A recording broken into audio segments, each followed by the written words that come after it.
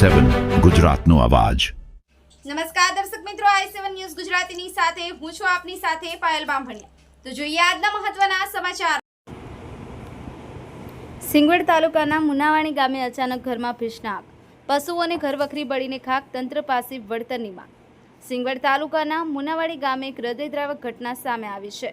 ગામના રહેવાસી હટીલા મલાભાઈ વીરસિંહભાઈના મકાનમાં તારીખ 19/5/2026 મંગળવારના રોજ મોડી રાત્રે આશરે 2 વાગ્યાની આસપાસ અચાનક વીજળીના શોર્ટ સર્કિટ લાઇટના ફોલ્ટના કારણે ભીષણ આગ ફાટી નીકળી હતી।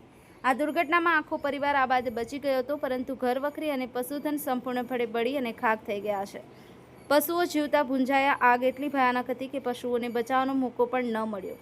આ અકસ્માતમાં 2 બળદ, 1 ગાય, 1 નાની વાછરડી અને 1 વછેરો આગની ઝપેટમાં આવી જતા ઘટના સ્થળે જ કાળી ચૌદસ જેવા દ્રશ્યો વચ્ચે મોતને ભેટ્યા હતા।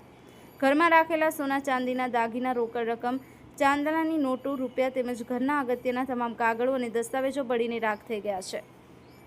સ્થળ મુલાકાત અને સહાયની માંગ। આ ગંભીર ઘટનાની જાણ થતાં જ પરમાર નિરંજનભાઈ, ભાવિનભાઈ, ડામોર શંકરભાઈ, રત્નાભાઈ તથા ડામોર ભરતભાઈ, બચુભાઈ તેમની આખી ટીમ સાથે તાત્કાલિક પીડિત પરિવારની વારે દોડી ગયા હતા।